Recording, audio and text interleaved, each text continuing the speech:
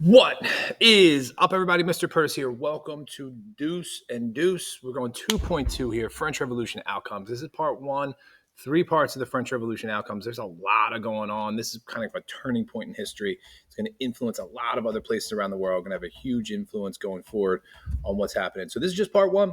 We're going to go kind of the initial phase of the French Revolution in France, see what happens, see what's going on. Just a quick little refresher with 4 causes of the French Revolution: American Revolution, Enlightenment, unequal social classes, poor harvest, and weak leaders.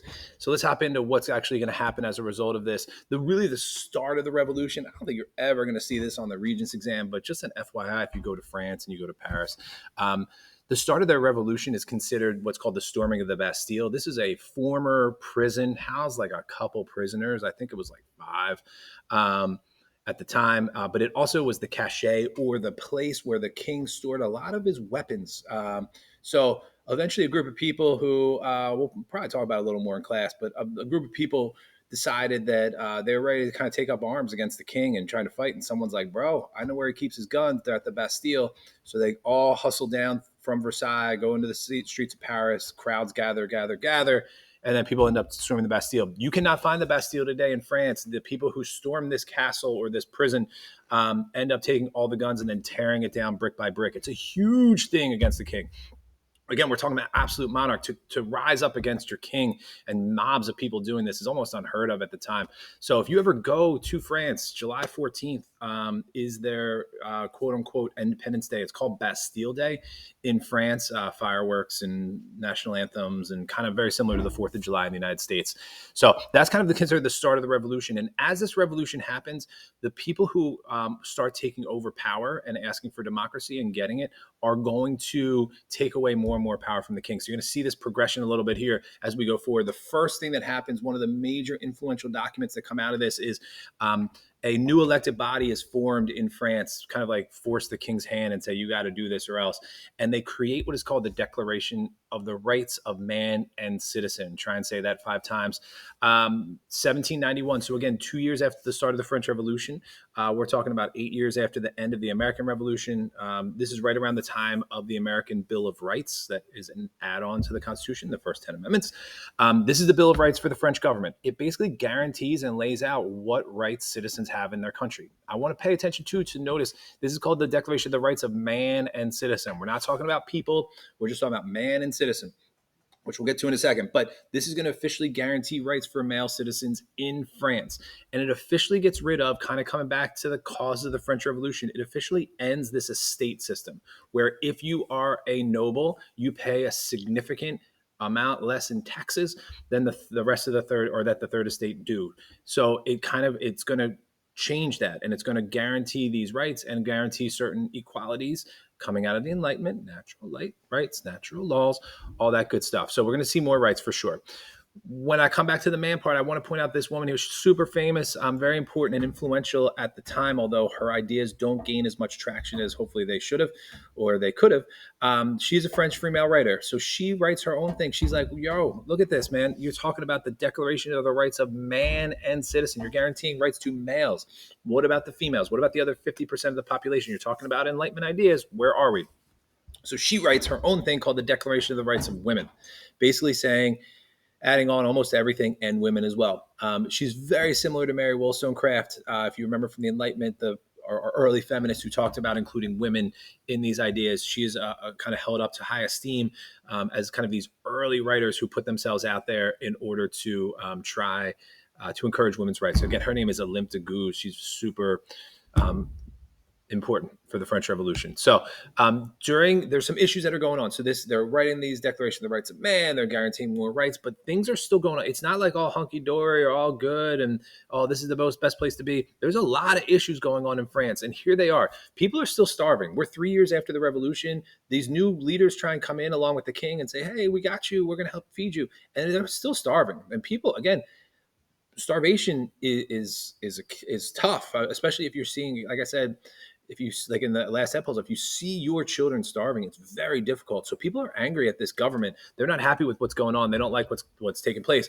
Also, a lot of the other countries around France who have monarchies have invaded France. They are scared that if this revolution spreads to them, we're going to have war. And all this recipe of like war and poverty and hunger and Enlightenment ideas leads to Louis trying to escape. And I'll talk about this story in class, but Louis is going to try, and his wife are going to try and escape France, and they don't make it out.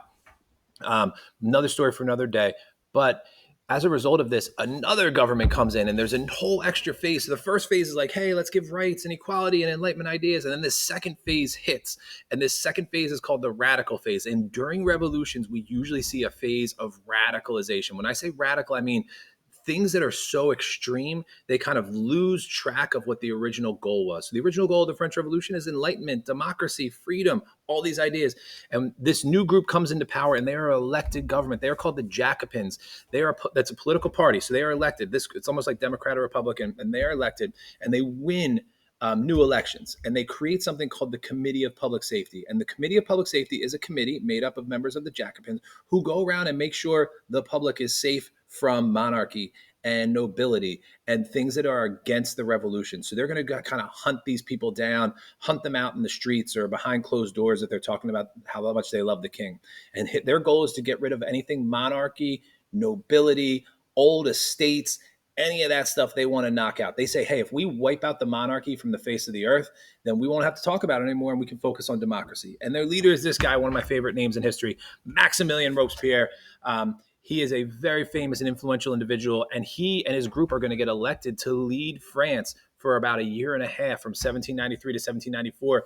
And this Committee of Public Safety is going to lead a period called the Reign of Terror. And not rain as in like drops coming down, but reign as in like something usually not good or a long period of time that someone's in power.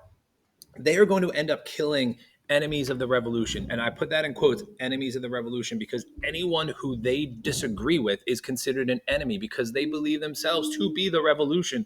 And if you don't like it, they're going to kill you. They end up killing about 30,000 people in 9 months. That's an insane amount of people, including the king and the queen.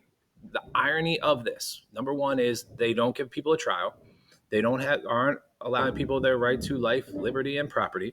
And number three, most of the people they end up killing are people who are in the third estate. So the original people who we were trying to fight for rights for, whether it was peasants, whether it was doctors, lawyers, those are the ones being killed. They end up using this machine, which probably you've seen at some point in your life. It's always good for a magic trick, I feel like, is the guillotine right here, also known in France as the guillotine. And the guillotine was invented by a guy named Dr. Guillotine, who was actually commissioned by the king, Louis XVI, to create a way to execute people more ethically. And basically, this was an ethical and logical way to execute people. You just drop it, and no matter if you're a rich person or a poor person, you're all getting killed the same way with your head chopped off. Eventually, people get tired of this situation, and Robespierre, who is the leader, that's my man right there, he is eventually going to be executed himself. So we have this period of where we start with more rights for people. We lead to this kind of crazy period of radicalism in France, and we'll talk more about it in class, like a lot of this stuff. And it eventually leads to people finally rebelling against this guy, Robespierre. And as a result of Robespierre being killed, we're going to try and come back into a period of stability in France. All this stuff we'll spend a little more time talking, but I just want to give you the basic rundown where we're going from monarchy to democracy to kind of this reign of terror of like dictatorship, and we kill the king, and now we got to figure out what to do. So that's what I got. Kind of a short one today. Hopefully this works out. If you got any questions, write it down. Let me know. I'll happily help you out. I'm out.